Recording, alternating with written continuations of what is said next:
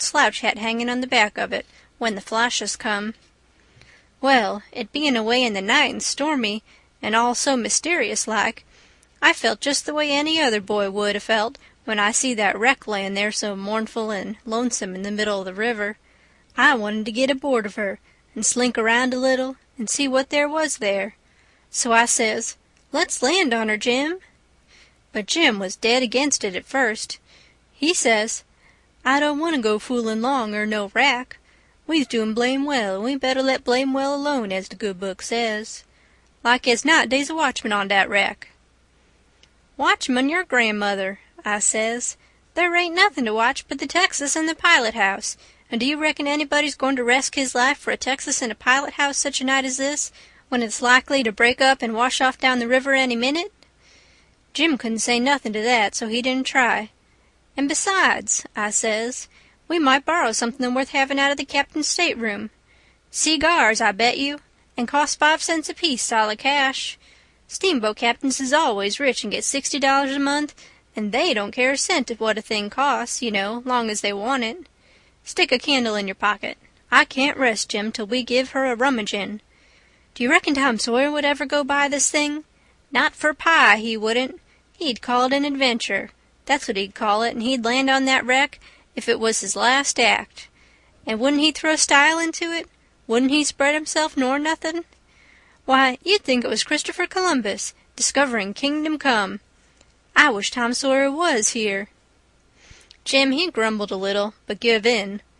He said we mustn't talk any more than we could help, and then talk mighty low. The lightnin' showed us the wreck again just in time, and we fetched the starboard derrick and made fast there. The deck was high out here.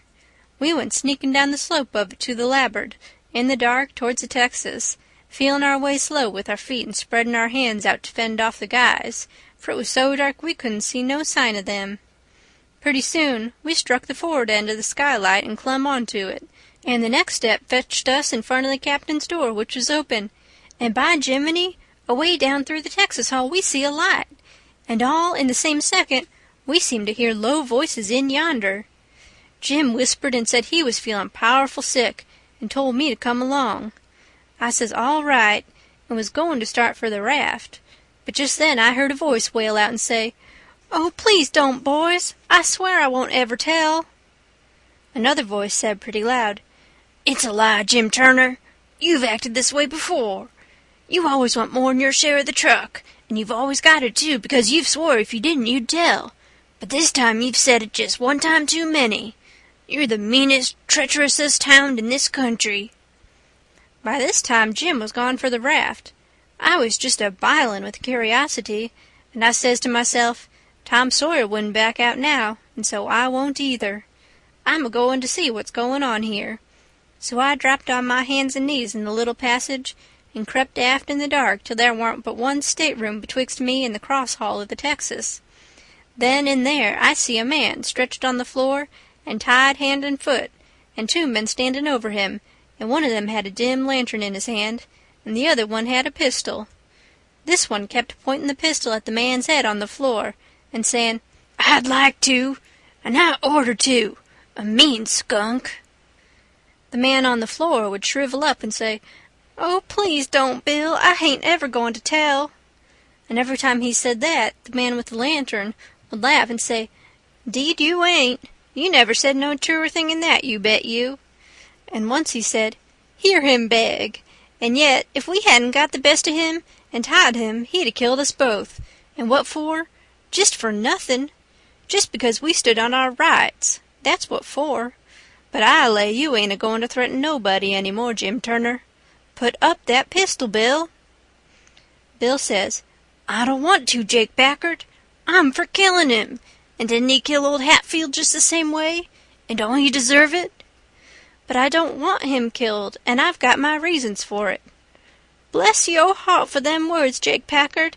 I'll never forget you long's I live," says the man on the floor, sort of blubbering. Packard didn't take no notice of that, but hung up his lantern on a nail and started towards where I was there in the dark, and motioned Bill to come. I crawfished as fast as I could about 2 yards, but the boat slanted so that I couldn't make very good time, So to keep from getting run over and catched, I crawled into a stateroom on the upper side. The man came a-pawing along in the dark, and when Packer got to my stateroom, he says, "Here, come in here." And in he come, and Bill after him, but before they got in, I was up in the upper berth, cornered, and sorry I come. Then they stood there with their hands on the ledge of the berth and talked. I couldn't see them, but I could tell where they was by the whiskey they'd been having. I was glad I didn't drink whiskey, but it wouldn't made much difference anyway, 'cause most of the time they couldn't have treated me because I didn't breathe. I was too scared, and besides, a body couldn't breathe and hear such talk. They talked low and earnest. Bill wanted to kill Turner. He says, "He said he'll tell, and he will. If we was to give both our shares to him now, it wouldn't make no difference after the row and the way we've served him. Sure's you're born, he'll turn state evidence. Now you hear me, I'm for putting him out of his troubles." "So am I," says Packard, very quiet. "Blame it, I'd sort of begun to think you wasn't. Well, then, that's all right. Let's go and do it." "Hold on a minute, I hain't had my say yit. You listen to me. Shooting's good, but there's quieter ways if the thing has got to be done. But what I say is this. It ain't good sense to go courting around after a halter if you can get at what you're up to in some way that's just as good and at the same time don't bring you into no risks. Ain't that so?" "You bet it is.